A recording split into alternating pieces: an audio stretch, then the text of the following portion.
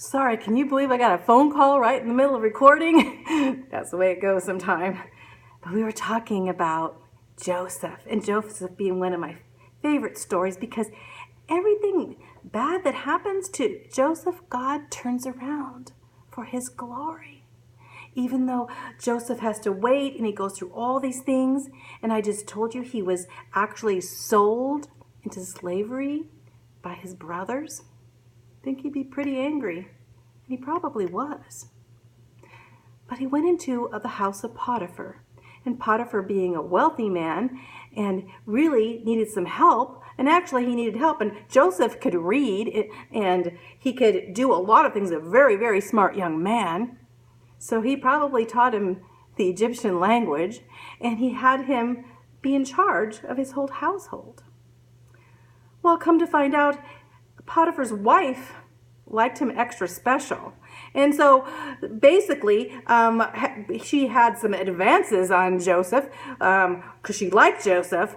But Joseph's like, no. And then she got mad and said that Joseph was abusing her.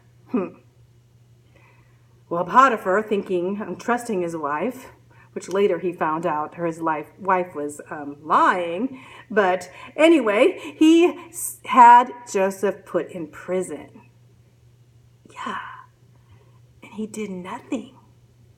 Well, you can imagine Joseph was pretty upset going to prison, wouldn't you, when you didn't do anything wrong? So here he is in prison, but instead of just sitting around and being sad for himself, he actually started doing things in prison. First, the warden of the prison saw that he had some extra talents. So he put him in charge, second in charge, of the prison guards and everything. So here is Joseph now. He's working in the prison. The warden likes him. And then he started having dreams. And he had dreams, two of which, one, the baker of the Pharaoh was there, and he had a dream about the baker, and then he had a dream about the cupbearer of the Pharaoh, and both dreams come true. And basically, the baker was put to death, and the cupbearer, he got to be back right in his job for the cupbearer of Pharaoh. Well, you think that he would tell somebody about Joseph, but he didn't. So Joseph had to stay in prison the longer because he said, if you get out there, would you please tell somebody that I am innocent? Well, it didn't work that way, did it? Until God gave Pharaoh a dream about the future. And he was tossing and turning night after night, wondering what this dream meant. And he couldn't find anyone that could interpret his dream, but he kept having it. Well, his cupbearer, the one that drinks to make sure that the Pharaoh isn't having poison in his drink, so he had a very important job, sees that Pharaoh is wanting somebody to interpret his dreams. He says, well, I know someone. He's actually in jail. He's in prison. When I was in prison, he interpreted my dream, and it happened exactly like he said. Pharaoh's like, who is this young man? Who is this man? So they went down and they took Joseph out of prison and they got him all cleaned up and they brought him right before Pharaoh. And so here is Pharaoh in Joseph. And Joseph knows God gives him the interpretation of the Pharaoh's dream. And he basically said, Pharaoh, you can look and see what his dream's about, but he basically told Pharaoh that there's going to be some hard times coming. There's going to be 7 years of plenty and then 7 hard times, but we need to save up so that during the hard times, we have enough food to feed the whole country. Pharaoh believed him, and he saw because he was one that he knew that he interpreted his dreams. So what does he do? Again, Joseph becomes second to only the Pharaoh. And so you can imagine in Egypt, so he's raised in Egypt. He actually marries an Egyptian, And he has two boys that will later on would become tribes of Israel, Ephraim and Manasseh. But here he is, just going on, and the famine comes after 7 years. So what happens? Yeah, you can guess. Jacob and the boys, they're getting hungry out there. And they're looking, where can they go for food? They need food. They think they're starving. They think, should we go to Egypt? Will they kill us there or what? Because they were Hebrews. They were from the tribe of Israel now. And they had many children, all of them. So Jacob says, and he tells the brothers, he said, you need to go to Egypt and see and offer them to pay for food so that we can be fed. Because we don't have enough food to survive here. So guess who they're going to go to? You got it. Their brother, Joe. The same brother that they had put in a pit and sold as a slave. Isn't that how God puts things together? So the story goes, and I'm going to have you even watch the movie on it, but the story goes, they go, and there is Joseph meeting his brothers, and they don't recognize him at first. And so he is disguised, so he puts them through a couple tests, because actually in his heart he wonders if they are sorry for what they did. And later, after he sends them back to get his brother Benjamin, which they were so sad because they did not want to bring their brother Benjamin because they knew that their father would be heartbroken. And they were worried about their father, and then they told them that there was another son. And they seemed to be very sad about losing the other son. And you can guess who that was, Joseph. So they had some remorse of what they were doing, or what they had done, I should say. When Joseph saw this, what does he do? First he goes in the other room, and he sobs. He remembers his life and he sobs and cries. But then he goes back and he reveals to them who he is.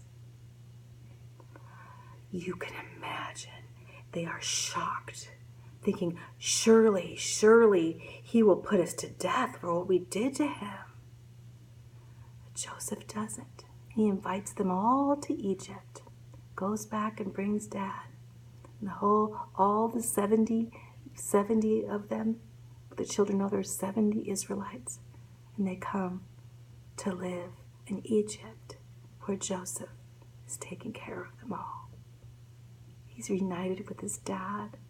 What amazing time he probably had in that being able to see his dad again after all those years. Beautiful story. You can read the particulars in the Bible. There's a couple things I wanted to read from the Bible. In fact, one is Joseph, but while Joseph was there when he was in prison, the Lord was with him, and he showed him kindness and granted him favor in the eyes of the prison warden. That Joseph, because he loved God, was always granted favor with everybody that he worked for.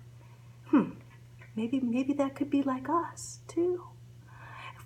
If we are going through hard times, we just go to God and we do our best for God's glory, not for man's glory, but for God's glory. And God does the rest. And suddenly people are aware there's something about that person. A person must have a relationship with God. Joseph shined through everything. And then the other one I wanted to read was towards the end there in Genesis 50. But Joseph said to them, "Don't be afraid. Am I in the place of God? You intended to harm me, but God intended it for good to accomplish what is now being done in the saving of many lives. So then, don't be afraid. I will provide for you and your children." And he reassured them and spoke kindly. God gave Joseph forgiveness for his brothers. You know, God gives us forgiveness for anything wrong's been done to us. That God will use us in the same way that he used Joseph. I love that because Joe, he was just like totally, loving those brothers. And they had to say, wow, we were really, really, really idiots back then, weren't we? But seeing God's light in Joe. Well, that's how they got to Egypt. But we have to go on now because, they were in Egypt for 400 years. And in your book, it talks about this, and we're going to go on what happened to them in Egypt. Years passed. The new pharaohs did not remember Joseph at all, and they feared that the Israelites had too much power and that they might attack them at some times. So they started making the Israelites slaves, and now there weren't just 70 of them, there were millions of them. And so they were working, and they said, we need them to work on the Pharaoh said, we need to work them. In fact, they worked them building those pyramids that we learned about in Egypt. And so here they were slaves, but they started calling out to God. Whenever God's people calls out to God, you know what happens? God sends a deliverer. So we know the taskmasters at first made it harder and harder, but then God sends a deliverer. Well, who is this deliverer? Can you imagine? He was raised in Pharaoh's house. Yeah. Well, we'll talk about that because the Pharaoh got very angry about so many Hebrews being born that he wanted the ladies that delivered them, they were to kill the baby boys. And then he even put a decree out so that the babies, especially the boys, would be put to death. So what happened? The midwives didn't do that. But then something would happen.